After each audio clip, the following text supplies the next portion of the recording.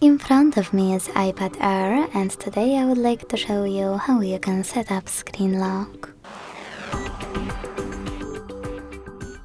Begin by launching Settings and scrolling down to access Touch ID and Passcode. Then select Turn Passcode On, hit Passcode Options and tap on the best one for you. 4-digit numeric code, 6-digit numeric code, custom numeric code, or custom alphanumeric code. Whatever you decided, after tapping on chosen one, you get to create it.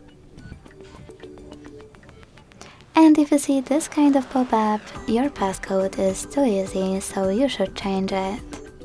I will tap on Use anyway though, because this is just an example.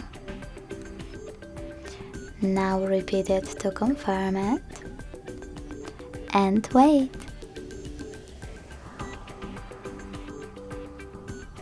If you want to, you can also input your password to Apple ID in order to secure your login method.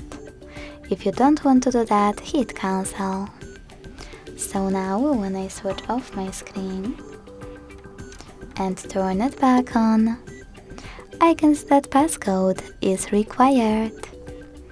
Thanks so much for watching. If you enjoyed this video, leave a like, comment and subscribe.